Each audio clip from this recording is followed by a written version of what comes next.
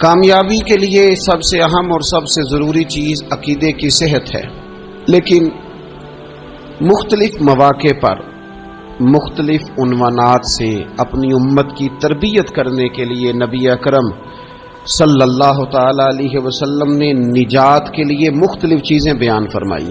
اخلاقیات کے باب میں، روحانیات کے باب میں اور تکمیل کردار کے باب میں، وہ ساری باتیں قابل عمل بھی ہیں، قابل توجہ بھی ہیں اور ہماری روزمرہ کی ضرورت بھی ہیں۔ مختلف مواقع پر نبی پاک علیہ السلام نے مختلف چیزوں کا بیان فرمایا، اور جہاں جہاں بھی جس چیز کا بیان فرمایا وہ اپنی جگہ ایک بڑی اہمیت رکھتی ہے اور بڑی طاقت رکھتی ہے۔ یہ حدیث جو آج ہماری گفتگو کا عنوان ہے، یہ ترمذی میں موجود ہے اور حضرت عقبہ بن عامر رضی اللہ تعالیٰ عنہ اس حدیث کے راوی ہیں۔ یہاں بھی انہوں نے نبی پاک علیہ السلام سے نجات کا راستہ پوچھا ہے۔ بہت ساری سوچیں، بہت سارے نظریات، بہت سارا فلسفہ، بہت سارے سمجھانے والے، بہت سارے قائل کرنے والے اپنے اپنے انداز میں خیر کی بات بتانے والے لوگ ہر دور میں موجود رہے، لیکن بہرحال حرف آخر وہ ہے جو مدینے والے محبوب نے بیان فرمایا۔ نبی اکرم صلی اللہ تعالی علیہ وسلم سے حضرت عقبہ بن عامر رضی اللہ تعالی عنہ کہتے ہیں کہ میں نے عرض کیا، قلت یا رسول اللہ صلی اللہ تعالی علیہ وسلم من نجات، کہتے ہیں میں نے پوچھا کہ یا رسول اللہ صلی اللہ تعالی علیہ وسلم نجات کیا ہے؟ اللہ تبارک و تعالی نے نبی پاک علیہ السلام کو یہ اعزاز عطا فرمایا ہے کہ حضور نہ جوامع الکلم کے ساتھ دنیا میں آئے، اور حضور فرماتے ہیں انا افصح العرب، عرب سارے ہی بڑی فصیح و بلیغ بات کرتے ہیں، کھلی بات کرتے ہیں، لیکن عربوں میں سب سے زیادہ بات کرنے کا سلیقہ اللہ نے مجھے عطا فرمایا۔ یہ حضور علیہ السلام کی شان اقدس ہے کہ بہترین انداز میں حضور تھوڑے جملوں میں گہری بات، الفاظ کے لحاظ سے وہ بات مختصر ہے اور مفاہیم کے لحاظ سے اتنی وسیع ہے کہ سارے سمندر اس کے اندر سمو دیے نبی پاک علیہ السلام۔ من نجات، بہت بڑی بات پوچھی، بڑی وسیع بات پوچھ لی، یا رسول اللہ نجات کیا ہے، کامیابی کیا ہے، فلاح کیا ہے؟ تو نبی پاک صلی اللہ تعالی علیہ وآلہ وسلم نے 3 باتیں ارشاد فرمائی۔ سب سے پہلے حضور نے نجات کے لیے جو بات ارشاد فرمائی وہ بڑی قابل غور ہے اور سمجھنے والی ہے۔ حضور علیہ السلام نے پہلی بات ارشاد فرمائی، فرمایا اگر تو نجات چاہتا ہے تو اپنی زبان کو اپنے قابو میں رکھ، اپنے بولنے پر کنٹرول کر، تول کے بولنا شروع کر، اپنے لفظوں کی حرمت کا خیال کر۔ اپنی زبان پر جو بندہ کنٹرول پا گیا، یہ پہلی علامت ہے نجات کی۔ اور ایک مقام پہ نبی پاک علیہ السلام نے یوں بھی بیان فرمایا، فرمایا تم مجھے گارنٹی دو 2 چیزوں کی، اور مجھ سے گارنٹی لے لو جنت کی۔ فرمایا تم مجھے اپنی 2 ٹانگوں کے درمیان شرمگاہ کی اور 2 جبڑوں کے درمیان زبان کی گارنٹی دے دو، اور میں اللہ کا محبوب ہو کے تمہیں جنت کی گارنٹی دیتا ہوں۔ پہلی بات نجات کے لیے نبی پاک علیہ السلام نے یہ ارشاد فرمائی کہ اپنی زبان کو اپنے قابو میں کر، اس پر کنٹرول کر، اور دوسرا فرمایا تیرا گھر تیرے لیے کافی ہے، ادھر ادھر بلا وجہ نہ گھوما کر، بغیر سبب کے بہت ساری مجالس میں نہ جایا کر، ضرورت کے لیے جائیں، خیر پانے کے لیے جائیں، اچھے ارادوں سے سفر کریں۔ گئے ہمارے صوفیاء علماء دور دراز کے سفر کیے محدثین نے، کس لیے؟ حضور کی احادیث کو جمع کرنے کے لیے، نبی پاک علیہ السلام کے فیضان سے حصہ پانے کے لیے۔ لیکن فرمایا ادھر ادھر نہ، کچھ لوگوں کو بڑا شوق ہوتا ہے، اس مجلس میں بھی جائیں گے، اس محفل میں بھی جائیں گے، اس کی بھی سنیں گے، اس کی بھی سنیں گے، نتیجہ یہ رہے گا کہ بے یقین ہو جائیں گے، اپنے گھر سے نکلیں گے، گھر گھر پھریں گے، کسی گھر کے نہیں رہیں گے۔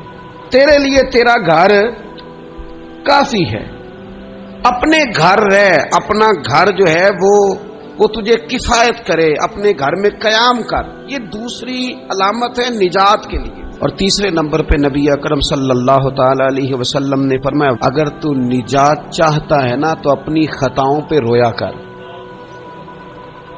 اپنی خطاؤں پہ آنسو بہا، اپنے آپ پہ رو، اگر چاہتا ہے کہ بچ جائے۔ تین چیزیں نبی پاک علیہ الصلوۃ والسلام نے بیان فرمائی، زبان کو قابو میں کرو، اپنے گھر میں قیام کرو، اور فرمایا کہ تم اپنی خطاؤں پہ رویا کرو۔ یہ تین اگر چیزیں تمہیں میسر آتی ہیں تو پھر رسول پاک علیہ السلام کی زبان فیض حق کے ترجمان سے گارنٹی مل رہی ہے کہ اللہ اس بندے کو نجات عطا فرمائے گا۔ بہت شوق ہے لوگوں کو باتیں کرنے کا، بڑی باتیں، اوئے ہوئے، جو بات بڑے مختصر لفظوں میں دو جملوں میں بیان ہو سکتی ہے اس کے پیچھے اتنی لمبی تمہید باندھیں گے کہ اصل بات ہی رہ جائے گی بیچ میں سے۔ گفتگو، بات، بولنا، یعنی بات ہو رہی ہے، گفتگو ہو رہی ہے دو لوگوں کے بیچ، اور کوئی دانا آدمی بات کر رہا ہے تو فٹافٹ مداخلت کریں گے اور جملہ پھینکیں گے، کہیں گے کتھا کلامی معاف، اور اپنی بات شروع کر دیں گے۔ تو میں کئیوں کو روک کے کہتا ہوں کہ پہلے آپ پوچھ تو لیں ہم نے معاف کیا بھی ہے کہ نہیں۔ بہت باتیں کرتے ہیں بعض لوگ، بہت باتیں کرتے ہیں، اور دنیا میں جو زیادہ خطائیں ہوتی ہیں وہ زبان کی وجہ سے ہوتی ہیں۔ عملاً کوئی کسی کو کیا تکلیف دے گا، ہاتھ کوئی کسی پہ کیا اٹھائے گا، لیکن لفظوں کے تیر، جملوں کے ترش لہجے اور زبان کی کڑواہٹ، حضرت عثمان غنی رضی اللہ تعالیٰ عنہ فرمایا کرتے تھے کہ زبان تو روح کو گھائل کر جاتی ہے، بندے کو اندر سے توڑ کے رکھ دیتی ہے یہ زبان۔ بہت سارے لوگ تھے، انہوں نے بہت سارے جملے زندگی میں بولے، میں یقین سے کہتا ہوں کہ انہیں بھی پچھتاوا ہوا کہ یار مجھے یہ والا لفظ نہیں کہنا چاہیے تھا، لیکن کاش یہ بعد میں پچھتانے سے پہلے آپ سوچ لیتے۔ اور بہت سارے لوگ ایسے ہیں جو مجھے پتا ہے جو وہ کہہ رہے ہیں وہ معافی ضمیر ان کا نہیں ہے، وہ ان کے خیالات نہیں ہوتے، لیکن وہ کہہ دیے انہوں نے، اور کہنے کے بعد اندازہ ہوا کہ یہ ہمیں کہنا نہیں چاہیے تھا۔ دوسرا ارشاد فرمایا کہ تو اس طرح کر، اپنے گھر کو نہ لازم پکڑ لے، تیرا گھر تیرے لیے بہتر ہے، تیرا گھر تیرے لیے کفایت کرنے والا ہے۔ شریعت اسلامیہ میں نا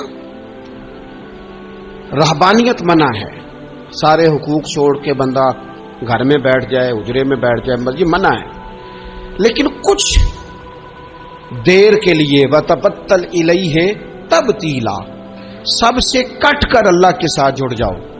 قرآن مجید نے کہا وہ کیا ہے کہ کچھ دیر کے لیے خلوت ضرور اختیار، جیسے آپ اعتکاف میں بیٹھے ہیں، سب سے کٹ کے اللہ کے گھر آ گئے، یہ کچھ دیر کے لیے یہ کام کرنے کا ضرور حکم دیا گیا۔ آپ دیکھیے حضرت موسیٰ علیہ السلام، اسلام میں رہبانیت نہیں، سارے حقوق چھوڑ کے جانا نہیں، لیکن کچھ دیر کے لیے، تھوڑی دیر کے لیے حضرت موسیٰ علیہ السلام 40 دن کے لیے گئے نا کوہ طور پہ، پھر اللہ نے تو رات عطا فرمائی۔ وَإِذْ وَعَدْنَا مُوسَىٰ 40 لَيْلَةً، ہم نے موسیٰ علیہ السلام سے 40 راتوں کا وعدہ لیا۔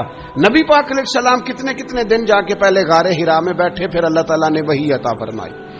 تو کچھ اپنے گھر میں وقت گزاریں، عبادت میں وقت گزاریں، اللہ کی یاد میں وقت گزاریں، سارا وقت گھومنے میں پھرنے میں ضائع نہ کر دیں۔ کچھ لوگ ایسے عبادت کے لیے بٹھاؤ تو تھکے ہوئے ہیں، اور ان سے کو کہیں جانا ہے تو وہ تیار بیٹھے ہیں، تو کچھ اوقات اپنے اس پر بھی لگائیں۔ اور تیسری بات جو ارشاد فرمائی گئی وہ یہ ہے کہ اپنی خطاؤں پہ رویا جائے۔